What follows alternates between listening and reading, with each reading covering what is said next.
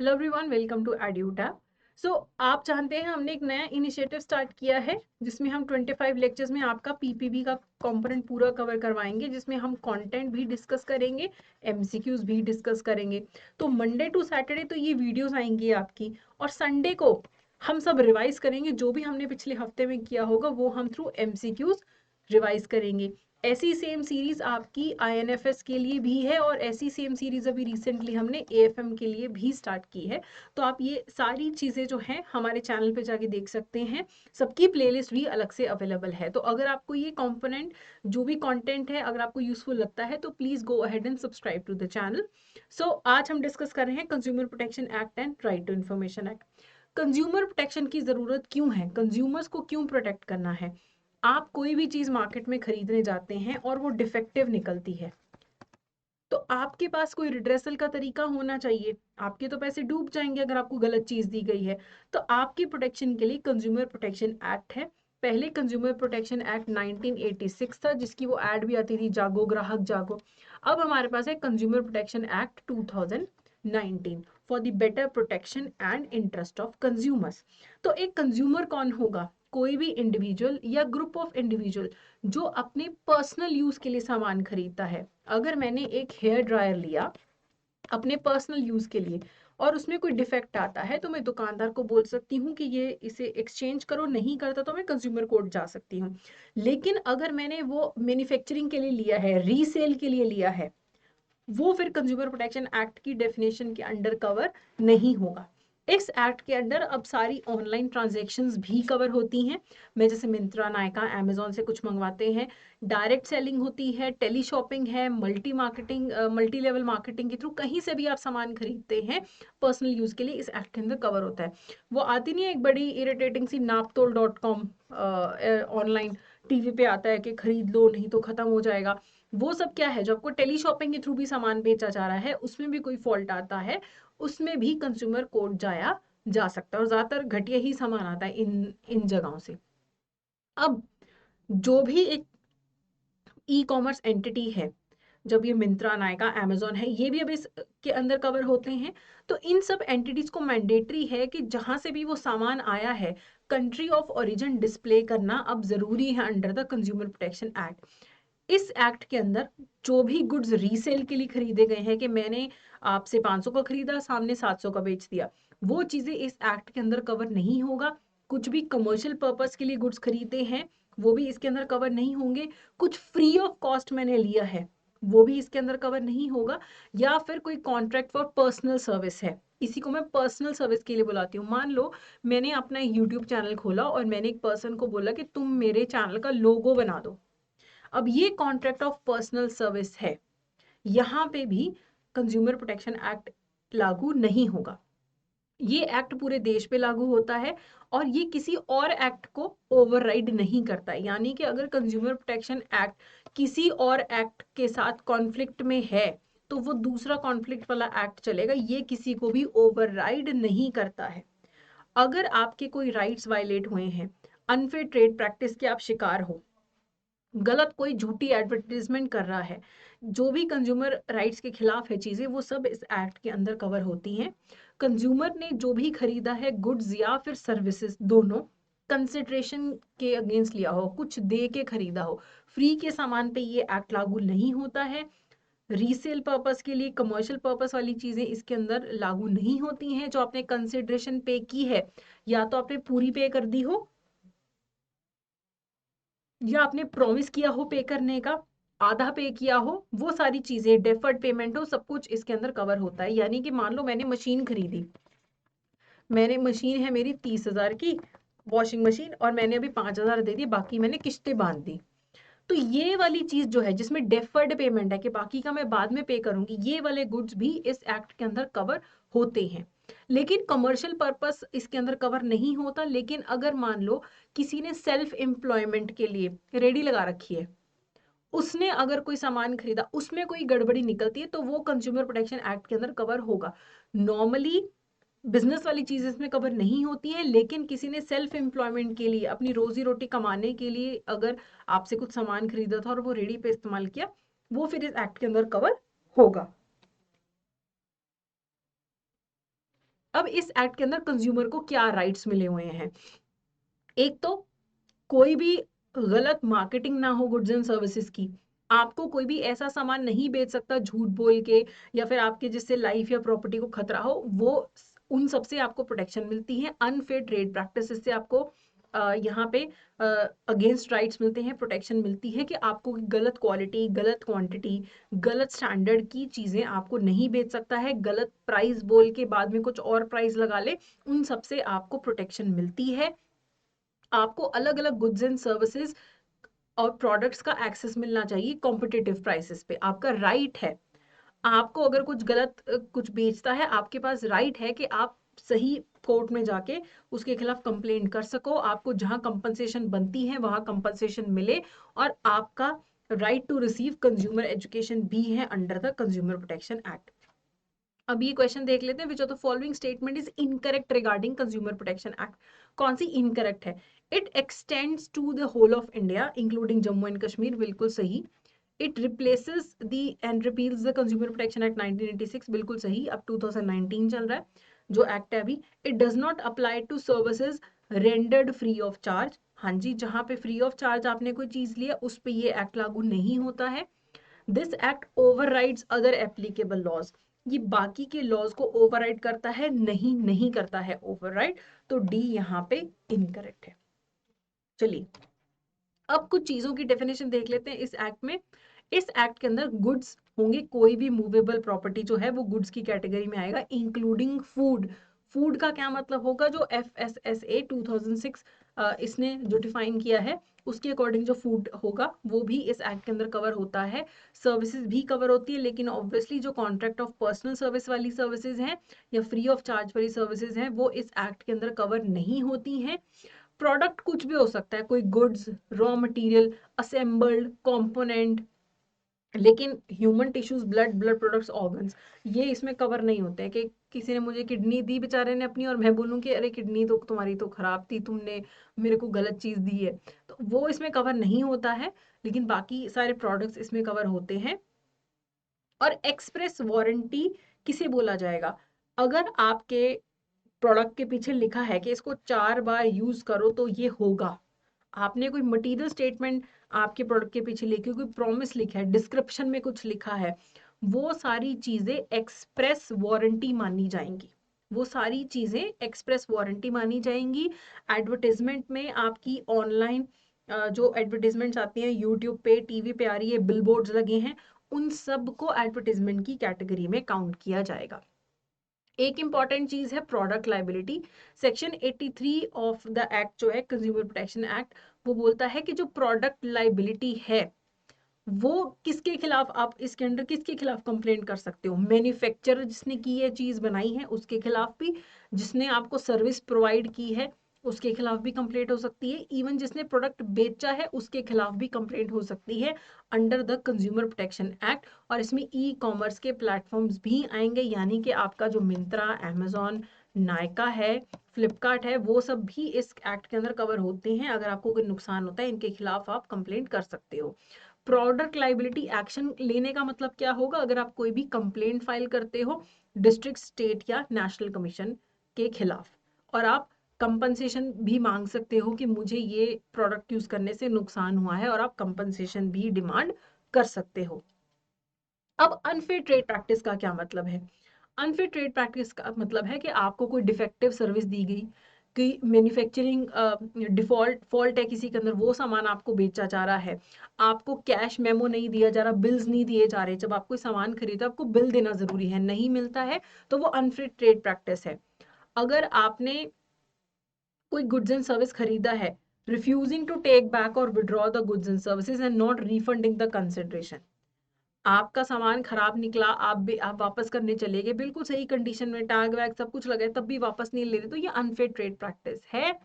और कोई भी पर्सनल इंफॉर्मेशन अगर आप दुकानदार को देते हो प्रोडक्ट खरीदने के लिए, मान लो कोई इंफॉर्मेशन देनी रिक्वायर्ड है, आपका फोन नंबर, एड्रेस, वो अगर पर्सन किसी और को वो इंफॉर्मेशन आपकी लीक कर देता है तो वो भी अनफेयर ट्रेड प्रैक्टिस है। चलिए अब जुरिस्डिक्शन दो होती है कंज्यूमर डिस्प्यूट रिड्रेसल कमीशन की, वो किस पे बेस्ड होती है? ये हम आगे पढ़ेंगे, लेकिन अभी हम इसको डिस्कस कर लेते हैं क्वेश्चन को। Value of goods and services पे, लोकेशन ऑफ ऑपोजिट पार्टीज पे। मान लो मैंने केस करना है दुकानदार पे, ठीक है, मैं रहती हूँ दिल्ली में और वो रहता है हिसार में, जिससे मैंने सामान खरीदा है। तो अब मैं कंज्यूमर डिस्प्यूट रिड्रेसल कमीशन के पास जाऊंगी। डिस्ट्रिक्ट कमीशन भी हो सकता है, स्टेट कमीशन भी, नेशनल कमीशन भी हो सकता है। तो अब मान लो मेरा जो प्रोडक्ट है वो 10,000 का है, जो 1 करोड़ से नीचे का सामान होता है वो डिस्ट्रिक्ट कमीशन के पास केस आता है। तो कहते हैं अब कौन से वाले के पास जाऊंगी, किसकी जुरिस्डिक्शन में आएगा। डिस्ट्रिक्ट्स तो बहुत सारी हैं, तो ये किसके पास जाएगा केस, किस पे डिपेंड करता है, value of goods and services पे भी डिपेंड करता है, क्योंकि अगर 1 करोड़ से ज्यादा का प्रोडक्ट होता तो स्टेट कमीशन के पास केस जाता। Value of goods and services भी मैटर करती है, ऑपोजिट पार्टीज की लोकेशन भी मैटर करती है, या तो दिल्ली वाले कमीशन के पास जाएगा या फिर हिसार, दोनों के पास जा सकता है। तो ये दोनों ही चीजें मैटर करती हैं इस केस में कि कहाँ कंप्लेंट करनी है। तो बोथ ए एंड बी जो है इसका सही आंसर है। चलिए, अब कुछ ऑर्गेनाइजेशनल मैकेनिज्म बनाया गया है कंज्यूमर प्रोटेक्शन राइट्स के लिए। सबसे पहले आता है कंज्यूमर प्रोटेक्शन काउंसिल। जहां पे भी काउंसिल वर्ड आ रहा है, सेंटर, स्टेट, डिस्ट्रिक्ट काउंसिल, ये सिर्फ एडवाइजरी बॉडीज होती हैं। याद रखना है, काउंसिल वर्ड है, एडवाइजरी बॉडी है। Consumer central consumer protection council जो है इसे सेंट्रल गवर्नमेंट बनाती है, मैक्सिमम 36 मेंबर्स हो सकते हैं। Minister in charge of the Department of Consumer Affairs in the central government will be appointed as the chairperson of the council. तो जो भी सेंट्रल गवर्नमेंट में डिपार्टमेंट ऑफ कंज्यूमर अफेयर का मिनिस्टर इंचार्ज है उसे चेयरपर्सन बनाएगा इस council का। और इस काउंसिल में अलग अलग मिनिस्ट्रीज, डिपार्टमेंट्स के जो रिप्रेजेंटेटिव्स हैं वो आ सकते हैं, यूटीज के रिप्रेजेंटेटिव्स आते हैं, कंज्यूमर प्रोटेक्शन के एरिया में काम करने वाली ऑर्गेनाइजेशंस के लोग भी इस के मेंबर बन सकते हैं। हर साल में एक मीटिंग होना इनकी जरूरी है, कि ये काउंसिल बैठेगा और एक मीटिंग होनी जरूरी है। और ये किस चीज के बारे में बात करते हैं कि कंज्यूमर राइट्स को कैसे प्रोटेक्ट करना है, कैसे प्रमोट करना है, उनके रिगार्डिंग बातें करते हैं, एडवाइस वगैरह देते हैं। तो काउंसिल है सिर्फ एडवाइस देता है। ऐसे ही स्टेट लेवल पे स्टेट कंज्यूमर प्रोटेक्शन काउंसिल होगा, स्टेट गवर्नमेंट इसे बनाती है। इसमें भी जो स्टेट गवर्नमेंट का कंज्यूमर अफेयर्स का मिनिस्ट्री या डिपार्टमेंट है उसका जो मिनिस्टर इंचार्ज है वो इसका चेयरपर्सन बनता है। इसमें भी ऑफिशियल अनऑफिशियल मेंबर्स होते हैं कंज्यूमर प्रोटेक्शन के एरिया में काम करने वाले, और such number of other official and non official members not exceeding 10 as may be nominated by the central government. तो जो भी ऑफिशियल नॉन ऑफिशियल मेंबर्स हैं should not be exceed 10 and as many be nominated by the central government. इनकी साल में 2 meeting होनी जरूरी है, सेंटर वाले की 1 मीटिंग होना जरूरी है, इनकी 2 मीटिंग होनी जरूरी है। फिर बात आती है डिस्ट्रिक्ट लेवल पे डिस्ट्रिक्ट कंज्यूमर प्रोटेक्शन काउंसिल की। इसे भी स्टेट गवर्नमेंट ही करती है, डिस्ट्रिक्ट गवर्नमेंट नहीं अपॉइंट करती है, स्टेट गवर्नमेंट ही अपॉइंट करती है। जो कलेक्टर होते हैं डिस्ट्रिक्ट के, जो वो आईएएस वगैरह, वो इसके चेयरपर्सन बनते हैं। इनमें भी कम से कम 2 मीटिंग साल में होना जरूरी है।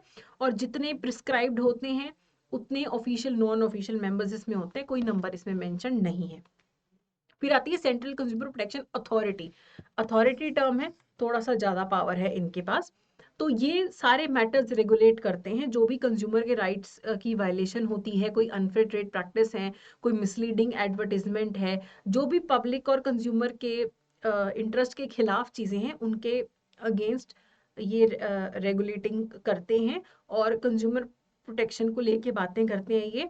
और सेंट्रल गवर्नमेंट जो है वो अपॉइंट करती है चीफ कमिश्नर और अदर कमिश्नर्स इस अथॉरिटी में। इनके हेडक्वार्टर्स हैं न्यू दिल्ली में। इनका एक इन्वेस्टिगेटिव विंग होना भी जरूरी है। कहीं पे भी कंज्यूमर राइट्स को लेके कोई भी इंक्वायरी या इन्वेस्टिगेशन करनी है तो ये इन्वेस्टिगेटिव विंग करता है। इनकी ड्यूटीज वगैरह क्या हैं कि कंज्यूमर के राइट्स को प्रोटेक्ट करना, अनफेयर प्रैक्टिसेस ना होने देना, कोई भी फॉल्स और मिसलीडिंग एडवर्टीजमेंट ना होने देना। ये भी ध्यान रखना कि कोई मिसलीडिंग एडवर्टीजमेंट में पार्ट भी ना ले। कोई इन्वेस्टिगेशन इंक्वायरी की जरूरत है कंज्यूमर राइट्स को लेके, वो ये करते हैं। इवन ये नेशनल, स्टेट या डिस्ट्रिक्ट कमीशन के सामने कंप्लेंट भी फाइल कर सकते हैं। कहीं पे भी कंज्यूमर राइट्स को लेके कोई बाधा आ रही है उन मैटर्स को ये रिव्यू कर सकते हैं। और ये रेकमेंड कर सकते हैं कि इंडिया में कौन से ऐसे इंटरनेशनल कोवेनेंट्स या इंटरनेशनल प्रैक्टिस है जिन्हें इंडिया में भी इम्प्लीमेंट किया जाना चाहिए, कोई रिसर्च करना है, कोई गाइडलाइन चाहिए, वो सब ये कर सकते हैं। इवन ये डिस्ट्रिक्ट, स्टेट या नेशनल कमीशन की प्रोसीडिंग्स में इंटरवीन भी कर सकती है ये अथॉरिटी। ओके, चलिए अब एक क्वेश्चन देख लेते हैं।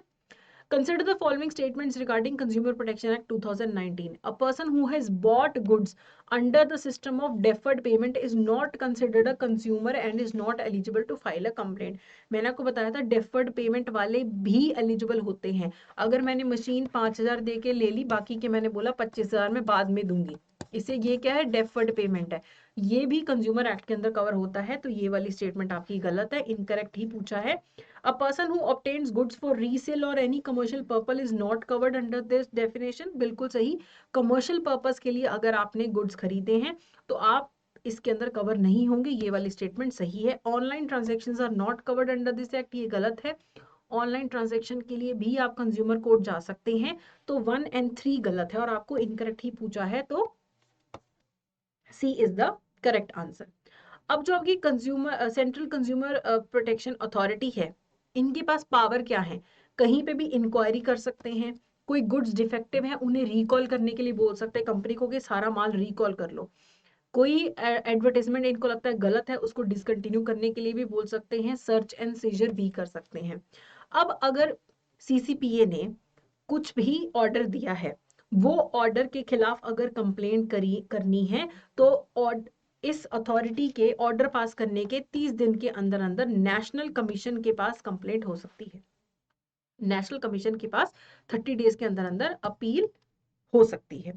अब जो सेंट्रल अथॉरिटी है, अगर इनकी बात कोई ना माने तो 6 महीने तक की सजा हो सकती है, 20 लाख तक का फाइन हो सकता है, दोनों चीजें भी हो सकती हैं। अगर कोई मैन्युफैक्चरर या सर्विस प्रोवाइडर फॉल्स या मिसलीडिंग एडवर्टाइजमेंट करता है तो उन्हें 2 साल तक की सजा हो सकती है, 10 लाख का फाइन हो सकता है। लेकिन अगर वो दोबारा से यही ऑफेंस करते हैं तो उन्हें 5 साल तक की सजा और 50 लाख तक का फाइन भी भरना पड़ सकता है। अब बात करते हैं डिस्ट्रिक्ट लेवल पे जो कंज्यूमर डिस्प्यूट रिड्रेसल कमीशन है, ये मेन अथॉरिटीज है, कंप्लेंट्स इनके पास जाती हैं। अभी तक हमने काउंसिल्स और अथॉरिटीज की बात की थी, मेन अब ये है डिस्ट्रिक्ट, स्टेट और नेशनल लेवल की जो कमीशन है, मैं इनको सिर्फ कमीशन बोलूंगी लेकिन आप समझ जाइएगा कि इसका मतलब है सेंट्रल डिस्प्यूट की रिगार्डिंग जो आपको कंप्लेंट करनी है, उनके लिए जो कमीशंस बिठाए गए हैं उनकी बात हो रही है। ठीक है, चलिए सबसे बात करते हैं, पहले बात करते हैं डिस्ट्रिक्ट सीडीआरसी की। डिस्ट्रिक्ट कमीशन जो है वो स्टेट गवर्नमेंट एस्टैब्लिश करती है हर डिस्ट्रिक्ट के अंदर। एक डिस्ट्रिक्ट में एक से ज्यादा भी कमीशन हो सकता है अगर कोई बहुत बड़ी डिस्ट्रिक्ट है। इसके अंदर एक प्रेसिडेंट होता है और कम से कम 2 इसके अंदर मेंबर्स होने चाहिए। मैक्सिमम कितने होंगे ये प्रिस्क्राइब किया जाता है in consultation with the central government. और एटलीस्ट एक मेंबर या फिर प्रेसिडेंट महिला का होना जरूरी है। ठीक है, अब इनकी जुरिस्डिक्शन क्या है, अगर आपको कंप्लेंट फाइल करनी है और आपकी गुड्स या सर्विसेज जो आपने जितने की खरीदे थे उनकी वैल्यू 1 करोड़ से ज्यादा की नहीं है, 1 करोड़ या उससे कम की वैल्यू के गुड्स हैं, तो केस कहाँ पे जाएगा, डिस्ट्रिक्ट कमीशन के पास जाएगा। तो अगर आप दिल्ली में रहते हैं और वही आपने हिसार से सामान खरीदा था, तो आप दिल्ली के कमीशन में भी कंप्लेंट कर सकते हैं, और जिससे आपने खरीदा वो कहाँ पे, हिसार में है, तो हिसार वाले कमीशन में भी कंप्लेंट कर सकते हैं। ठीक है, जहाँ पे बिजनेस है वहां पे भी कंप्लेंट कर सकते हैं, जहाँ पे आप रिजाइड करते हैं वहां पे भी आप कंप्लेंट कर सकते हैं। ऐसे ही स्टेट कमीशन है, स्टेट कमीशन को स्टेट गवर्नमेंट ही इस्टेब्लिश करती है और नॉर्मली ये कैपिटल में ही इस्टेब्लिश होती है। तो ये वाला जो consumer dispute redressal commission, CDRC consumer dispute redressal commission है, इसमें भी एक प्रेसिडेंट होता है, नॉट लेस देन 4 मेंबर्स। पिछले वाले में क्या था, डिस्ट्रिक्ट में नॉट लेस देन 2 मेंबर्स, इसमें not less than 4 members and not more than the prescribed number of members. मतलब मिनिमम 4 होने ही चाहिए और मैक्सिमम कितने हो सकते हैं ये सेंट्रल गवर्नमेंट के साथ कंसल्टेशन से डिसाइड किया जाता है, कोई यहाँ नंबर नहीं दिया गया है। या तो एक महिला मेंबर हो या फिर महिला प्रेसिडेंट होना जरूरी है। इनके पास केस जाते हैं जब वैल्यू 1 करोड़ से ज्यादा की हो लेकिन 10 करोड़ से ज्यादा की ना हो। तो 1 से 10 करोड़ वाले जो केसेस हैं वो किसके पास आते हैं, स्टेट कमीशन के पास आते हैं। इवन जो डिस्ट्रिक्ट कमीशन ने कोई ऑर्डर पास किया उसके खिलाफ अपील करनी है, वो कहाँ जाएगी, स्टेट कमीशन के पास जाएगी। इवन अगर कोई केस डिस्ट्रिक्ट कमीशन के पास, हरियाणा है, हरियाणा के अंदर जितने भी डिस्ट्रिक्ट कमीशन है उनके पास अगर कोई केस पेंडिंग पड़ा है तो स्टेट कमीशन जो होगा हरियाणा का, वो अपने एरिया के सारे डिस्ट्रिक्ट कमीशन के केस अपने पास ला सकता है। उन्हें कहीं भी लगे कि ये डिस्ट्रिक्ट कमीशन ढंग से हैंडल नहीं कर रहा या वो केस इनकी जुरिस्डिक्शन में नहीं है, तो वो अपने पास भी वो केस को ट्रांसफर कर सकता है। अब जो भी स्टेट या डिस्ट्रिक्ट लेवल के मेंबर्स अपॉइंट होते हैं, प्रेसिडेंट या मेंबर्स, वो 4 साल के लिए अपॉइंट होते हैं, maximum up to the age of 65 years. They are eligible for re appointment, दोबारा उनको री अपॉइंट किया जा सकता है। इन्हें इलेक्ट करने के लिए जो कमेटी बैठती है उसमें होते हैं चीफ जस्टिस हाई कोर्ट के as chairperson, secretary in charge of consumer affairs of the state government and nominee of the chief secretary of the state. इन लोगों की कमेटी मिलकर रेकमेंड करती है किसको प्रेसिडेंट बनाना है, मेंबर बनाना है स्टेट और डिस्ट्रिक्ट कमीशन का। अब बात आती है national consumer dispute redressal commission की। इसे इस्टेब्लिश करती है state government, centre government establish करती है नेशनल गवर्नमेंट को। ये एनसीआर रीजन में नॉर्मली इनके ऑफिसेज रहते हैं। इसमें भी एक प्रेसिडेंट होता है and not less than 4 members, कम से कम 4 मेंबर्स मैक्सिमम प्रिस्क्राइब किए जा सकते हैं। कम से कम एक मेंबर या फिर प्रेसिडेंट का महिला होना जरूरी है। इसको जो हेड करते हैं वो रिटायर्ड या सिटिंग जज होते हैं सुप्रीम कोर्ट के, जो भी नेशनल कमीशन को हेड करते हैं। इनका टर्म होता है 5 इयर्स का, 5 इयर्स के लिए इसे संगठित किया जाता है। प्रेसिडेंट की एज मैक्सिमम 70 साल हो सकती है, मेंबर्स 67 इयर्स की एज तक काम कर सकते हैं। और अगर आपको नेशनल कमीशन की किसी बात के खिलाफ कंप्लेंट करनी है तो आप सुप्रीम कोर्ट के पास 30 दिन के अंदर अंदर कंप्लेंट कर सकते हो, और मैक्सिमम जो लिमिटेशन पीरियड है वो 2 साल तक का है। 2 साल होने के बाद तो फिर वो केस कहीं नहीं जा सकता। और जो हमने अभी इस अथॉरिटी की बात की थी, इस अथॉरिटी ने अगर कोई भी वर्डिक्ट दी है उसके खिलाफ केस कहाँ पे जाता है, यहीं पे national consumer dispute redressal commission के पास। अब इनके पास अथॉरिटी कब आती है, कब केस सीधा नेशनल कमीशन के पास जाता है, जब जो गुड्स एंड सर्विसेज इन्वॉल्व हैं कंप्लेंट में उनकी वैल्यू 10 करोड़ से ज्यादा की है, तब इनके पास जाते हैं। इसके अलावा अगर कोई अनफेयर कॉन्ट्रैक्ट है उसकी वैल्यू भी 10 करोड़ से ज्यादा की है, उसका केस भी इनके पास ही जाएगा। अनफेयर कॉन्ट्रैक्ट को लेके एक अलग से स्लाइड है जो मैं आपको बताऊंगी। फिर अगर स्टेट कमीशन के किसी ऑर्डर के खिलाफ आपने कंप्लेंट फाइल करनी है तो आप कहाँ पे करेंगे, इन्हीं नेशनल कमीशन में करेंगे। अगर कोई केस स्टेट कमीशन के पास पेंडिंग है वो नेशनल कमीशन अपने पास बुला सकता है कि केस अब मेरे अंडर है, जहां पे उनको लगता है कि स्टेट कमीशन ने अच्छे से काम नहीं किया, इलीगली केस अपने अंडर लिया हुआ है, उनकी जुरिस्डिक्शन नहीं है, वो वाले केस भी नेशनल कमीशन अपने पास ट्रांसफर करवा सकता है। ठीक है, चलिए ये वाला जो क्वेश्चन है इसके बारे में हम पहले बात करते हैं, इसके रिलेटेड कंटेंट हम बाद में डिस्कस करेंगे। Cheque drawn by Nitin was returned by the bank without providing any reason. Nitin ने चेक भेजा और बैंक ने रिटर्न कर दिया, कुछ नहीं बताया कि क्यों रिटर्न कर दिया। Is it a deficiency of services for which Nitin could file a case in consumer court and ask for damages? कहते क्या ये ऐसी deficiency of service है जिसके खिलाफ consumer court में जाया जा सकता है? No, the bank is not liable for any damages as it is routine process. Routine process है, नहीं जाया जा सकता। Deficiency of service है और consumer court में केस हो सकता है, damages मांगे जा सकते हैं। तीसरी ऑप्शन, कोई मनी डिडक्ट ही नहीं हुई तो काहे की लाइबिलिटी। चौथा, बैंक कवर्ड ही नहीं होते कंज्यूमर प्रोटेक्शन एक्ट में। क्या आंसर है इसका, इसका आंसर होगा कि ये डेफिशिएंसी ऑफ सर्विस है और कंज्यूमर कोर्ट में जाया जा सकता है। नितिन जो है डैमेजेस की डिमांड कर सकता है। ठीक है, अभी हम आगे जाके पढ़ेंगे कि बैंक भी कवर होते हैं कंज्यूमर प्रोटेक्शन एक्ट के अंदर। फिर मैनर ऑफ मेकिंग कंप्लेंट क्या है, कंप्लेंट कौन कर सकता है, कंज्यूमर खुद कर सकता है, कोई कंज्यूमर एसोसिएशन कंप्लेंट कर सकती है, या फिर एक या एक से ज्यादा कंज्यूमर जिनको सेम टाइप का इंटरेस्ट है वो भी with the permission of district commission case कर सकते हैं। कोई central government, central authority, state government, वहां पे उनकी परमिशन से केस हो सकता है। ठीक है, अब अगर डिस्ट्रिक्ट कमीशन के पास कोई केस जाता है तो कैसी प्रोसीडिंग होती है। सबसे पहले प्रोसीडिंग कंडक्ट होती है, कम से कम प्रेसिडेंट और एक मेंबर का होना जरूरी है मीटिंग कंडक्ट करने के लिए, इनका होना वहां पे प्रेजेंट जरूरी है। और जो भी कंप्लेंट आती है या तो वो एडमिट होती है या तो वो रिजेक्ट होती है। दोनों पार्टीज को अपॉर्चुनिटी ऑफ बीइंग हर्ड मिलती है और विद इन 21 डेज डिसाइड किया जाता है कि किसी, जब भी मैंने एक कंप्लेंट भेजी उसके 21 डेज में ये डिसाइड किया जाता है कि इसको एक्सेप्ट करना है कंप्लेंट को या रिजेक्ट करना है। ओके, चलिए। अब हो सकता है कई बार पहली हियरिंग के बाद या बाद में किसी भी हियरिंग में डिस्ट्रिक्ट कमीशन को ये फील हो कि यहाँ ना मीडिएशन हो सकती है, कि ये दोनों पार्टीज बैठे और बीच में हमारा एक मीडिएटर बैठ के इन्हें रिजॉल्व करवा दे, तो मीडिएशन के लिए भी रेफर किया जा सकता है। लेकिन मीडिएशन के लिए दोनों का पार्टीज का एग्री करना जरूरी है। दोनों पार्टी से पूछा जाएगा कि हाँ जी आप मीडिएशन करवाना चाहते हो। अगर वो हाँ करती हैं, उन्हें 5 दिन के अंदर अंदर रिटर्न में हाँ करनी होती है कि ठीक है हम मीडिएशन से अपना सॉल्व कर लेंगे।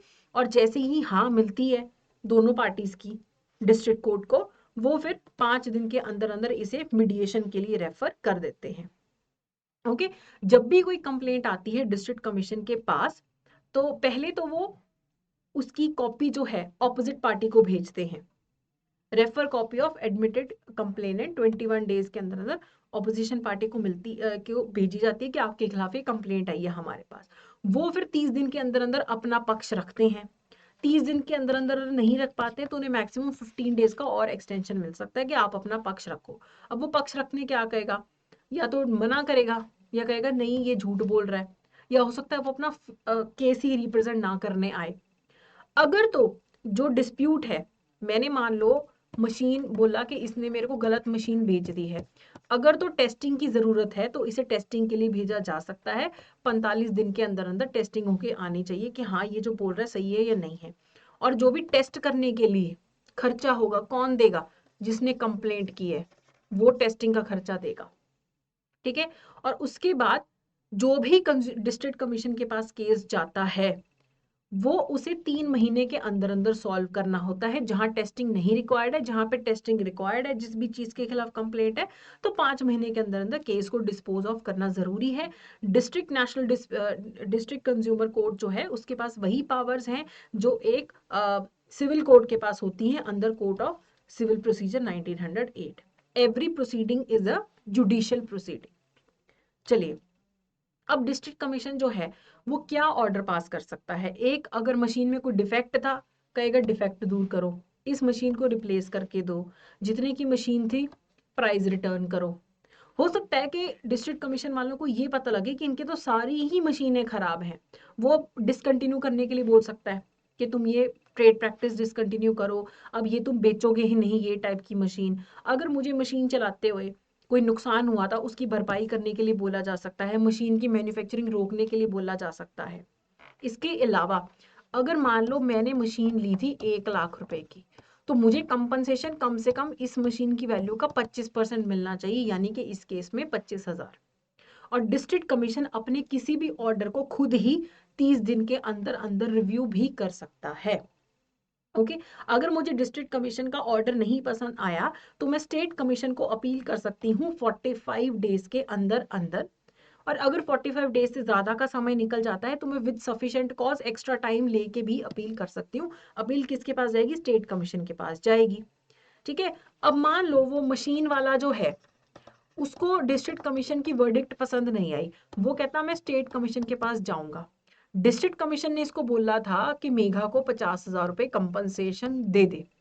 अब अगर ये अपील करना चाहता है मशीन वाला, इसे कम से कम पहले 50% मुझे पे करना पड़ेगा।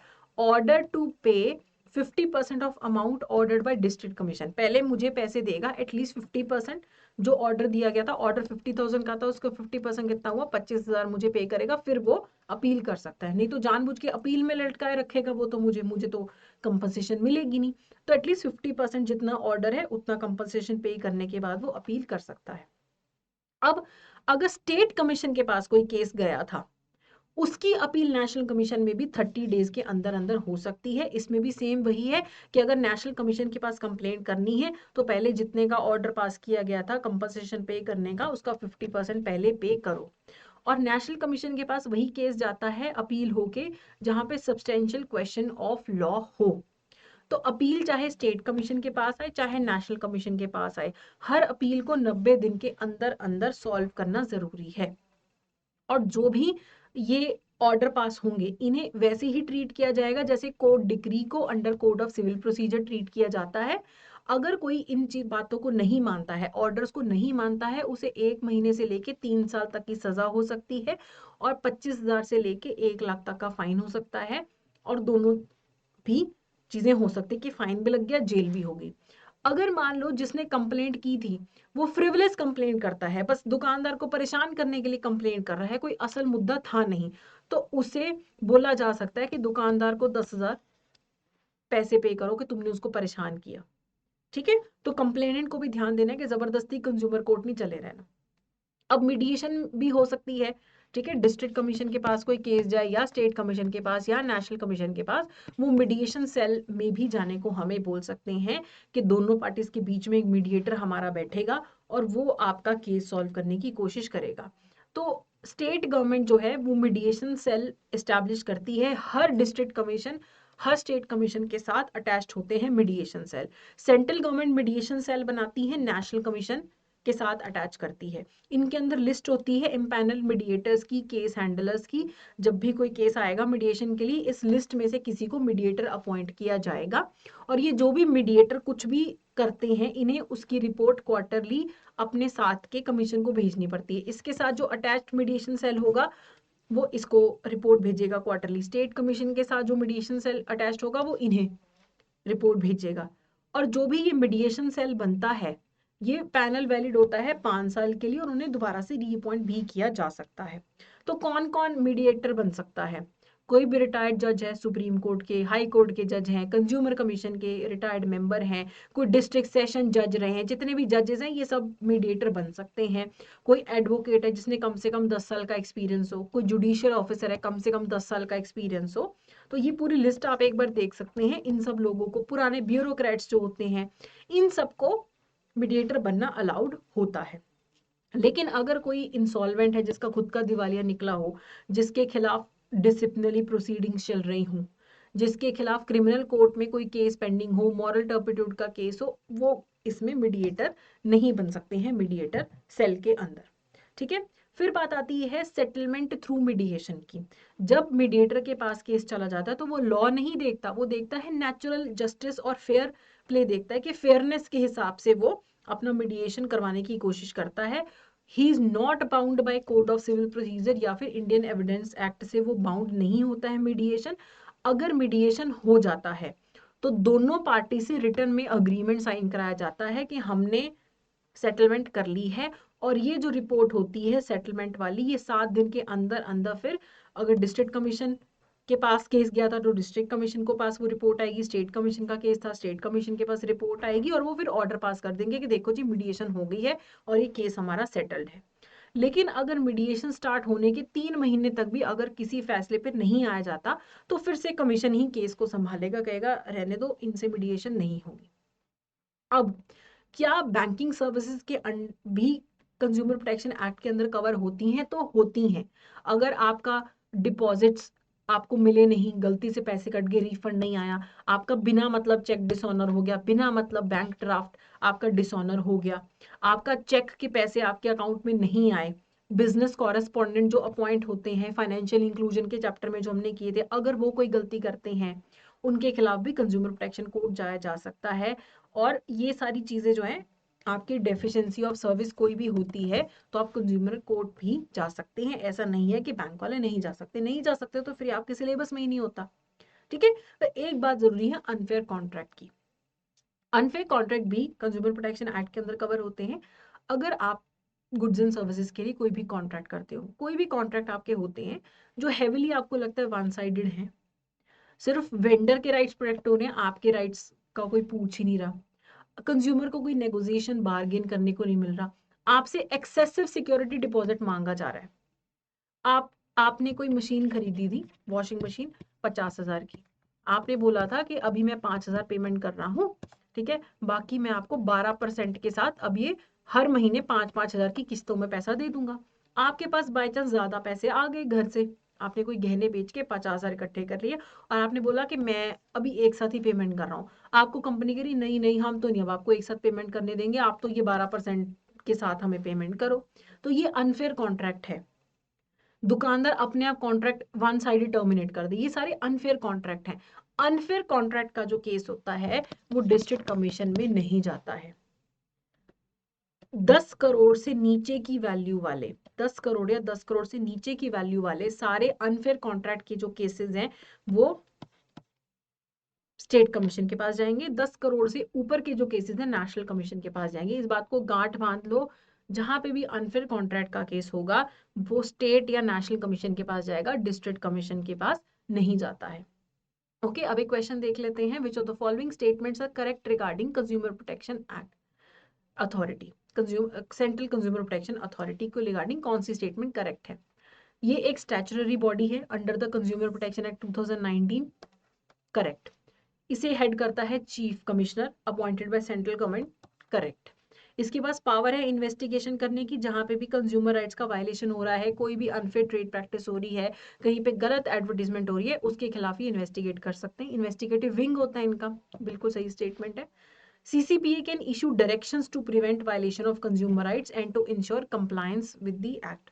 ये भी कर सकते हैं, जहां पे भी हो ये दिशा निर्देश जारी कर सकते हैं, ये भी सही है।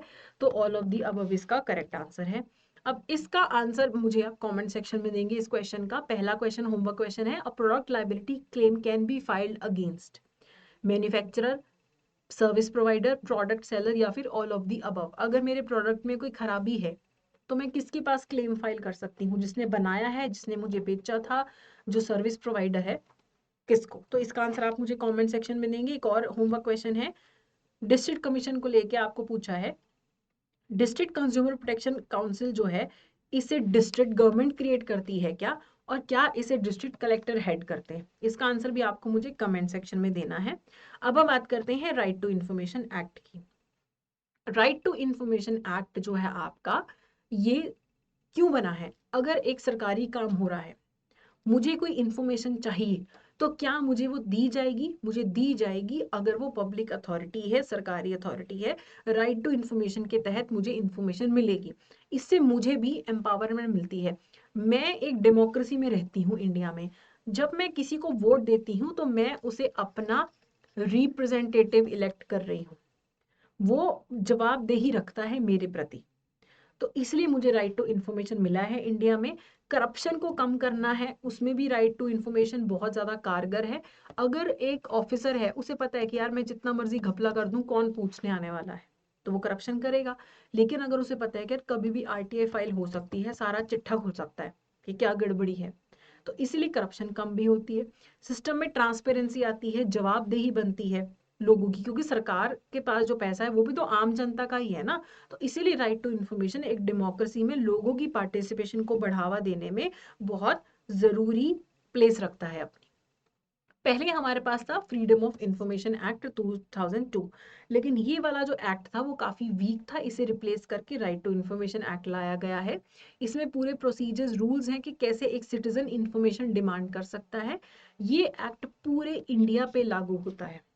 इन्फॉर्मेशन किसी भी फॉर्म में हो सकती है, आपको पेपर चाहिए, आपको ईमेल की फॉर्म में चाहिए, आपको कोई उनका कॉन्ट्रैक्ट रिव्यू करना है, काम इंस्पेक्शन करना है, किसी भी फॉर्म में आप इन्फॉर्मेशन मांग सकते हैं।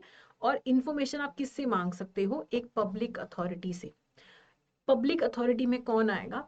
अगर वो अथॉरिटी अंडर कॉन्स्टिट्यूशन बनी है, सेंट्रल गवर्नमेंट के अंडर बनी है, सेंट्रल लॉ के अंडर बनी है, स्टेट लॉ के अंडर बनी है वो अथॉरिटी, या फिर वो ऐसी अथॉरिटी है जिसके कंट्रोलिंग राइट सरकार के पास है, सेंट्रल गवर्नमेंट, स्टेट गवर्नमेंट, किसी भी टाइप की गवर्नमेंट के पास उसकी कंट्रोलिंग राइट्स है, या उसकी सब्सटेंशियल फाइनेंसिंग जो है वो अगर सरकारी कोई कर रही है, सरकार कर रही है, सेंट्रल स्टेट कोई भी कर रही है, तो वो सब चीजें पब्लिक अथॉरिटी कहलाती हैं।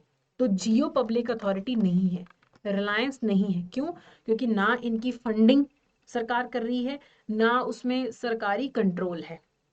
तो ये प्राइवेट कंपनीज RTI के अंडर नहीं आती हैं। पब्लिक अथॉरिटी किसी कॉन्स्टिट्यूशन के अंडर बनी है, हमारे किसी एक्ट के अंदर बनी है, सरकार ने बनाया है, सरकार फाइनेंसिंग करती है, सरकार कंट्रोल करती है, वो सारी चीजें पब्लिक अथॉरिटी हैं। तो हमारे जितने भी पब्लिक सेक्टर बैंक्स हो गए हैं, ये हो गए ना आरटीआई के अंडर। क्यों? क्योंकि पब्लिक सेक्टर बैंक्स की जो डिसीजन मेकिंग होती है काफी हद तक, या फिर जो फाइनेंसिंग होती है, कैपिटल होती है, वो सरकार की होती है। इसलिए पीएसबीज जो है, पब्लिक सेक्टर बैंक्स, वो भी राइट टू इन्फॉर्मेशन के अंदर कवर होते हैं। एक और इम्पॉर्टेंट एक्ट है, सेक्शन 4 है आरटीआई का। सेक्शन 4 आरटीआई का बोलता है कि हर पब्लिक अथॉरिटी को सुओ मोटो डिस्क्लोजर करना चाहिए, कि जितना हो सके खुद से ही उन्हें इंफॉर्मेशन रिवील करनी चाहिए। आजकल क्या, अगर आप किसी भी सरकारी महकमे की या बैंक्स की वेबसाइट पे जाओ तो खुद ही उन्होंने बहुत सारी इंफॉर्मेशन रिवील कर रखी होती है कि मीटिंग हुई, मीटिंग में ये बात हुई, इतना हमारा कैपिटल है, इतना हमारा खर्चा है, इतनी सैलरीज है, सब कुछ उन्होंने अपनी वेबसाइट्स पे बताया होता है, रिवील किया होता है। क्यों करते हैं? सुओ मोटो डिस्क्लोजर की बात की गई है कि किसी के मांगने से पहले खुद ही सब कुछ आप रिवील करके रखो। तो ये सेक्शन 4 ऑफ आरटीआई इसकी बात करता है। अब राइट टू इन्फॉर्मेशन में क्या आप डिमांड कर सकते हैं इन्फॉर्मेशन? आप बोल सकते हो मुझे आपका काम की इंस्पेक्शन करनी है, मुझे आपके डॉक्यूमेंट देखने हैं, मुझे रिकॉर्ड्स देखने हैं, ठीक है, मुझे आपके काम की कॉपीज चाहिए, आप जो मटेरियल यूज कर रहे हो मुझे उसका सैंपल चाहिए, सर्टिफाइड सैंपल्स ले सकते हो आप information floppies, tapes, video cassettes, electronic form, print out, किसी भी फॉर्म में स्टोर्ड है, आप वो इंफॉर्मेशन ले सकते हो। और ये राइट सारे सिटीजन्स को अवेलेबल है, इंक्लूडिंग एनआरआईज। एनआरआईज भी होते तो हमारे देश के सिटीजन ही है, रेजिडेंट नहीं है, सिटीजन तो हमारे देश के हैं, तो सबको ही राइट टू इंफॉर्मेशन है। इसके बाद आता है पब्लिक अथॉरिटीज की ऑब्लिगेशन। अब जो भी पब्लिक अथॉरिटीज की डेफिनेशन में आता है, उनकी कुछ ऑब्लिगेशंस है आरटीआई के अंदर। एक तो उन्हें हर चीज का रिकॉर्ड मेंटेन करके रखना है। वो ये नहीं बोल सकते कि हमें तो पता ही नहीं था, हमें तो याद ही नहीं है, आपने इन्फॉर्मेशन मांगी, हमें तो याद ही नहीं है कि तब क्या हुआ था। उन्हें सारे रिकॉर्ड्स मेंटेन करके रखने हैं। जितना हो सके जो जो मैटर्स उन्हें बोले गए हैं उनकी पब्लिकेशन करनी जरूरी है। वो भी लिस्ट प्रोवाइडेड है कि आपको खुद से क्या क्या रिवील करना है। अगर वो कोई भी की डिसीजन लेते हैं ऐसा जिससे जनता को फर्क पड़ता है, उन्हें वो सारे फैक्ट्स रिवील करने पड़ते हैं कि ये मीटिंग हुई, ये हमने डिसाइड किया, ऐसे डिसाइड किया, सब कुछ उन्हें खुद से रिवील करना है। उसके बाद सुओ मोटो फर्निशिंग करनी है जितनी हो सके। और ये जो भी इंफॉर्मेशन उन्हें बोला गया है कि उन्हें कंपल्सरी पब्लिश करनी ही करनी है, उसकी वाइड डिसेमिनेशन करें, लोगों तक फैलाएं। फैलाने का मतलब ये नहीं कि अंधा खर्चा कर दें कि सबको पर्चे बांटे जा रहे हैं, नहीं, लेकिन लोकल लैंग्वेज में जितना कॉस्ट इफेक्टिवली हो सके आप इंफॉर्मेशन कम्युनिकेट करेंगे। अगर आप एक पब्लिक कंपनी है, आपके अंदर सरकार ने पैसा लगाया है, तो आपको खुद से सारे रिकॉर्ड्स मेंटेन करके रखने हैं। जो भी आप बड़े बड़े डिसीजंस लेते हो, मीटिंग्स करते हो, उनके जो भी डिसीजन मेकिंग प्रोसेस है सब कुछ रिवील करो, खुद से रिवील करो। आपके द्वारा लिया गया कोई भी डिसीजन पब्लिक को इफेक्ट कर रहा है, सब कुछ खुद से रिवील करो। तो ये पब्लिक अथॉरिटीज को ऑब्लिगेशन है।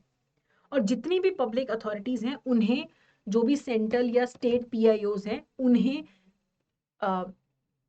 जितने भी एडमिनिस्ट्रेटिव यूनिट्स हैं, ऑफिसेज हैं, सेंट्रल लेवल का है तो सेंट्रल पीआईओ, स्टेट का है तो state PIO, public information officer appoint करने पड़ते हैं। Sub divisional, sub district level पे असिस्टेंट पीआईओज अपॉइंट किए जाते हैं। अगर पीआईओज का काम ज्यादा है तो वो असिस्टेंट्स भी हायर कर सकते हैं, असिस्टेंट्स दूसरे ऑफिसर्स की ले सकते हैं। तो अगर एक पब्लिक सेक्टर बैंक है तो हर बैंक में एक पब्लिक इंफॉर्मेशन ऑफिसर होगा। अगर कोई सेंट्रल डिपार्टमेंट है, उनका एक अपना पब्लिक इंफॉर्मेशन ऑफिसर होगा। स्टेट लेवल पे की कोई अथॉरिटी है, उनका भी अपना एक पब्लिक इंफॉर्मेशन ऑफिसर होगा। पब्लिक इंफॉर्मेशन ऑफिसर की जिम्मेदारी होती है, अगर कोई भी आरटीआई फाइल करता है, इंफॉर्मेशन मांगता है, तो पीआईओ की जिम्मेदारी होती है कि 30 दिन के अंदर अंदर उस इंफॉर्मेशन को रिवील करना है, भेजना है। मैंने अगर चिट्ठी लिख के उनको पूछा कि बताओ तुम्हारा 3 साल का रेवेन्यू कितना था, वो फिर मुझे 30 दिन के अंदर अंदर कौन रिप्लाई करेगा? हर ऑफिस में पीआईओ होता है, वो मुझे रिप्लाई करता है। ठीक है, अब एक क्वेश्चन देख लेते हैं। Which of the following statement is incorrect regarding RTI? It is not applicable in Jammu and Kashmir. All public sector banks are public authorities as per provision of this act. RTI Act replaced the Freedom of Information Act. तो RTI किसको replace करके आया? Freedom of information act को। बिल्कुल सही। सारे public sector banks public authorities की definition के अंडर आते हैं। RTI नॉट एप्लीकेबल, ये गलत है। RTI जम्मू कश्मीर में भी एप्लीकेबल है, तो ए इज द इनकरेक्ट ऑप्शन। अब देखते हैं अगर मुझे इन्फॉर्मेशन ऑब्टेन करनी है तो मैं कैसे करूंगी। मैं रिटर्न में भी एप्लीकेशन भेज सकती हूँ, इलेक्ट्रॉनिक फॉर्म में भी भेज सकती हूँ, मेल करके। जो भी फीस होती है 10-20 रुपए, ज़्यादा नहीं होती है, वो दे के फिर मैं इन्फॉर्मेशन डिमांड कर सकती हूँ। जो मैं चिट्ठी लिख रही हूँ इन्फॉर्मेशन के लिए, इंग्लिश में हो सकती है, हिंदी में हो सकती है, जो वहाँ की ऑफिशियल लैंग्वेज है उसमें भी वो हो सकती है। मुझे कोई भी रीज़न या पर्सनल डिटेल्स देने की ज़रूरत नहीं है कि मैं क्यों ये इन्फॉर्मेशन डिमांड कर रही हूँ। अब जो भी मैं रिक्वेस्ट भेजती हूँ, पीआईओ का रिस्पॉन्सिबिलिटी है कि वो 30 दिन के अंदर अंदर मुझे इन्फॉर्मेशन दी जाए। लेकिन अगर मैंने कोई ऐसी इन्फॉर्मेशन मांगी है जिसमें लाइफ एंड लिबर्टी का सवाल आता है, तो वो इन्फॉर्मेशन विद इन 48 आवर्स ही मुझे उसका रिप्लाई मिल जाता है मेरी आरटीआई का। अगर मैंने जो इन्फॉर्मेशन मांगी है उसको देने के लिए कोई एक्स्ट्रा फीस रिक्वायर्ड है कि वो उसमें तो जी 500 पेज की इन्फॉर्मेशन है, तो मुझसे फिर एक्स्ट्रा फीस मांगी जा सकती है। A4 पेपर की 2 रुपए के अराउंड चार्जेस होते हैं। और अगर मुझे जाके कहीं पे किसी के रिकॉर्ड्स की इंस्पेक्शन करनी है तो पहला जो घंटा होगा रिकॉर्ड्स इंस्पेक्शन करने का वो फ्री होता है। बाद में हर 15 मिनट एक्स्ट्रा के 5 रुपए चार्ज किए जाते हैं। ऐसा नहीं ना कि कोई टाइम पास करता रहे वहां पे जाके, तो इसीलिए बहुत ही मिनिमम फीस रखी है। तो 15 मिनट के 5 रुपए हो गए, तो 1 घंटे के हिसाब से फिर आपको 20 रुपए देने पड़ सकते हैं एडिशनल। पहला घंटा फ्री होता है। अगर रिक्वेस्ट रिजेक्ट की जाती है मेरी पीआईओ के द्वारा, तो मुझे प्रॉपर उसका रीजन देना पड़ता है। पीआईओ को मुझे रीजन देगा कि क्यों मेरी रिक्वेस्ट को रिजेक्ट किया गया है। अगर पार्शियल इन्फॉर्मेशन दी है वो भी मुझे बताया जाएगा कि पार्शियल इन्फॉर्मेशन क्यों दी है, मुझे पूरी क्यों नहीं दी है। अगर इन्फॉर्मेशन देने में डिले होता है, 30 डेज से ज़्यादा लग जाते हैं इन्फॉर्मेशन देने में, तो फिर ये इन्फॉर्मेशन मुझे फ्री में दी जाएगी, फीस भी सब मेरी वापस हो जाती है। कई बार क्या होता है कि मान लो मैंने इन्फॉर्मेशन मांग ली मिनिस्ट्री ऑफ फाइनेंस से, लेकिन वो इन्फॉर्मेशन किसके पास अवेलेबल थी, वो तो एचआरडी मिनिस्ट्री के पास थी इन्फॉर्मेशन। तो फिर ये रिक्वेस्ट ट्रांसफर कर दी जाती है 5 दिन के अंदर अंदर। मिनिस्ट्री ऑफ फाइनेंस अपने आप मुझे भी बता देगी कि आपकी रिक्वेस्ट हमने फॉरवर्ड कर दी है। तो ये 5 दिन के अंदर अंदर फिर किसको रिक्वेस्ट फॉरवर्ड कर दी जाएगी, सही जगह जहां पे मुझे एप्लीकेशन फाइल करनी चाहिए थी। जहां पे थर्ड पार्टी इंफॉर्मेशन इन्वॉल्व है, किसी थर्ड पार्टी आउटसाइडर पार्टी की इंफॉर्मेशन इन्वॉल्व हो रही है मेरी आरटीआई फाइल करने पे, तो उस थर्ड पार्टी को पहले पूछा जाएगा कि क्या आपकी इंफॉर्मेशन हम रिवील कर दें। ठीक है। लेकिन अगर किसी के ट्रेड सीक्रेट्स हैं, अगर मैं पूछ रही हूँ कि कोका कोला का मेरे को फॉर्मूला बता दो, मेरे को पेप्सी का फॉर्मूला बता दो, मेरे को आपका ट्रेड सीक्रेट बता दो कि आपने ये मशीन कैसे बनाई है, वो सब नहीं रिवील किया जाता है राइट टू इन्फॉर्मेशन के अंदर। ठीक है। और कुछ कुछ ऐसी इंफॉर्मेशन भी हैं जो एग्जाम्प्ट फ्रॉम डिस्क्लोजर होती हैं, वो वहां पे मेरे को प्रॉपर फिर रिप्लाई आता है कि इस कारण आपकी रिक्वेस्ट को, अब मैं रॉ एजेंट के बारे में इंफॉर्मेशन मांग रही हूँ, वो तो नहीं ना मिलेगी मेरे को इन्फॉर्मेशन, तो वो आपको फिर कारण बताया जाता है कि आपको नहीं दी जा सकती। अब अगर मैं एक आरटीए फाइल करती हूँ तो मुझे 30 डेज के अंदर अंदर रिप्लाई आ गया, मैं सेटिस्फाइड हूँ, बात खत्म। मैंने रिक्वेस्ट फाइल की, मैंने गलत डिपार्टमेंट में भेज दी, वो डिपार्टमेंट 5 दिन के अंदर अंदर उस रिक्वेस्ट को ट्रांसफर कर देगा सही डिपार्टमेंट में। वो डिपार्टमेंट 30 दिन में मेरे को रिप्लाई कर देगा, मैं सेटिस्फाइड हूँ, ठीक है। नहीं सेटिस्फाइड हूँ या मुझे रिप्लाई नहीं आया, तो फिर मैं 30 दिन के अंदर अंदर फर्स्ट अपील करती हूँ। फर्स्ट अपील किसको की जाती है, जिस डिपार्टमेंट के पीआईओ को मैंने रिक्वेस्ट भेजी थी, आरटीआई भेजी थी, उसी का एक सीनियर ऑफिसर होता है जिसे एपीलेट अथॉरिटी बनाया जाता है अपील के लिए। उसे मैं, या तो रिप्लाई नहीं आया या रिप्लाई आया मैं सेटिस्फाइड नहीं हूं, उसके 30 दिन के अंदर अंदर मैं फर्स्ट अपील कर सकती हूँ। फर्स्ट अपील करने के बाद 45 डेज के अंदर अंदर सामने वाली फर्स्ट अपील का रिप्लाई आ जाता है। रिप्लाई आ गया, सेटिस्फाइड, वेल एंड गुड। मैं सेटिस्फाइड नहीं हूं तो फिर मैं सेकंड अपील कर सकती हूँ 90 दिन के अंदर अंदर। फिर सेंट्रल इंफॉर्मेशन कमीशन या फिर state information commission, depending on state authority है तो स्टेट इंफॉर्मेशन कमीशन के पास जाएगी अपील, नहीं तो सेंट्रल इंफॉर्मेशन कमीशन के पास अपील जाएगी। समझ गए। 30 डेज, रिप्लाई आया, सेट। गलत जगह भेज दिया, 5 दिन के अंदर अंदर वो सही डिपार्टमेंट को भेजेंगे। 30 डेज में रिप्लाई आ गया, ठीक है, सेटिस्फाइड हूँ, बात खत्म। या तो रिप्लाई आया ही नहीं, या जो आया वो उससे मैं सेटिस्फाइड नहीं हूँ, तो फिर उसके बाद 30 डेज के अंदर अंदर फर्स्ट अपील होती है। उसके बाद वो 45 डेज में मुझे रिप्लाई करते हैं, ठीक है। नहीं करते तो भी 45 डेज के बाद, 45 डेज निकलने के बाद 90 दिन के अंदर अंदर मैं सीआईसी या फिर एसआईसी को अपील कर सकती हूँ। कुछ सेक्शन 18 के अंदर एरियाज हैं जहां पे मैं डायरेक्टली फर्स्ट अपील करने की बजाय सीधी अपील किसको कर सकती हूँ, CIC को। इसमें कोई भी मेरे पास टाइम लिमिट नहीं होती है। अंडर सेक्शन कुछ कंप्लेंट्स हैं जो फिर सीधा सेंट्रल इंफॉर्मेशन कमीशन को की जा सकती हैं। कोई मुझे डेज नहीं देखने, कोई इसमें टाइम लिमिट नहीं होती है। 30 डेज PIO ने कोई रिप्लाई नहीं किया, मैं सीधा किसके पास चलेगी, CIC के बाद। ये सेक्शन 18 के अंदर ये पावर अलाउड है। तो फर्स्ट अपील होती है, सेकंड अपील होती है, अल्टीमेटली सेकंड अपील किसके पास होती है, CIC या फिर SIC के पास। अब CIC SIC क्या है, सेंट्रल इंफॉर्मेशन कमीशन जो है इसको हेड करता है chief information commissioner. Chief information commissioner main होता है, इसके साथ दूसरे सेंट्रल इंफॉर्मेशन कमिश्नर्स होते हैं, मैक्सिमम 10 हो सकते हैं। इन्हें अपॉइंट करता है प्रेसिडेंट। प्रेसिडेंट को नाम रेकमेंड करती है एक कमेटी। इस कमेटी में होते हैं आपके PM होते हैं चेयरपर्सन, लीडर ऑफ ऑपोजिशन होते हैं लोकसभा के, और यूनियन कैबिनेट के मिनिस्टर होते हैं नॉमिनेटेड बाय PM। तो ये 3 लोग होते हैं, मिलके नाम रेकमेंड करते हैं प्रेसिडेंट को। प्रेसिडेंट फिर अपॉइंट करता है सेंट्रल इंफॉर्मेशन कमिश्नर को और सेंट्रल इंफॉर्मेशन कमिश्नर्स को। इनका टेन्योर 3 साल तक का होता है या फिर 65 साल की उम्र तक का होता है। फिर जो स्टेट इंफॉर्मेशन कमीशन है, इसमें होते हैं चीफ इंफॉर्मेशन कमिश्नर्स और स्टेट इंफॉर्मेशन कमिश्नर्स। ये एक होता है और ये मैक्सिमम 10 हो सकते हैं।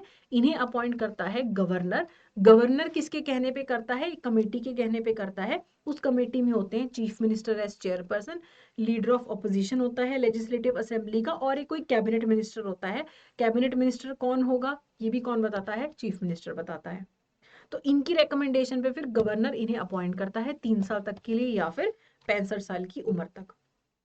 अगर इनके ऑर्डर को नहीं माना, अगर PIOs जो है, हाँ, अगर PIOs इंफॉर्मेशन नहीं रिवील करते हैं तो फिर उन्हें इंफॉर्मेशन ना रिवील करने का, जब तक वो इंफॉर्मेशन नहीं रिवील करते, पर डे 250 रुपए तक का जुर्माना भरना पड़ सकता है, मैक्सिमम अप टू 25,000। और इवन इन PIOs के खिलाफ under the service rules disciplinary action भी लिया जा सकता है। ओके, चलिए अब क्या इनका किसी और RTI का अगर किसी और एक्ट के साथ क्लैश हो जाए तो क्या होता है। देखो, सबसे ज्यादा RTI का क्लैश होता है ऑफिशियल सीक्रेट एक्ट 1923 के साथ। अगर ये दोनों क्लैश करते हैं तो RTI इसको ओवरराइड करता है। दोनों, अगर कोई RTI के साथ क्लैश करेगा तो RTI को पहले माना जाएगा। लेकिन इसका मतलब ये नहीं है कि आप हमारे देश की इंटेलिजेंस के बारे में RTI फाइल कर दो। अगर आप रॉ के बारे में कोई इंफॉर्मेशन मांगते हो, नेशनल इन्वेस्टिगेशन एजेंसीज के बारे में मांगते हो, नेशनल जो नारकोटिक्स कंट्रोल ब्यूरो के बारे में इंफॉर्मेशन मांग लो, इनके बारे में आप इंफॉर्मेशन नहीं मांग सकते हो। वो कौन कौन सी ऑर्गेनाइजेशंस है जिनके बारे में आप इंफॉर्मेशन नहीं मांग सकते हो, वो 2nd शेड्यूल RTI एक्ट के अंदर मेंशन है कि ये हमारे अंडर कवर्ड नहीं है। लेकिन इवन अगर ये जो ऑर्गेनाइजेशंस हैं इनमें कोई करप्शन का केस होता है या ये कोई ह्यूमन राइट वायलेशन करते हैं, तो with the approval of central information commission इनके खिलाफ RTI फाइल किया जा सकता है। लेकिन बहुत पर्टिकुलर केस में कि कोई करप्शन का केस है, ह्यूमन राइट्स वायलेशन का केस है, तब इनके खिलाफ RTI फाइल की जा सकती, इंफॉर्मेशन डिमांड की जा सकती है।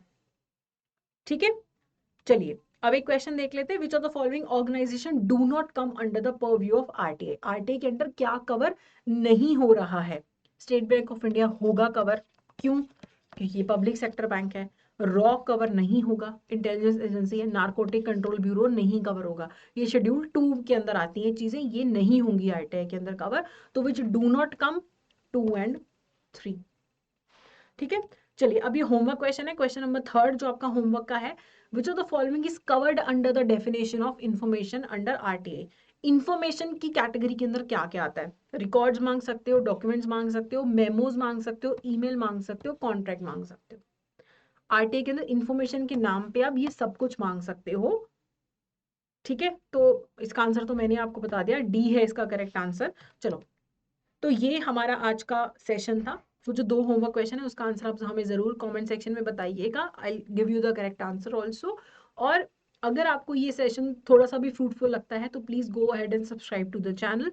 कोई भी आपका सजेशन है आप कमेंट सेक्शन में दे सकते हैं, आप इवन हमें मेल कर सकते हैं कॉल कर सकते हैं। सो आई होप ये जो सेशंस हैं आपकी प्रिपरेशन में बहुत ज़्यादा हेल्पफुल होंगे। सेम INFS और AFM के सेशंस चैनल पे हैं, उनकी प्लेलिस्ट भी अवेलेबल है, तो please go and watch those videos. So that's it for today, thank you so much.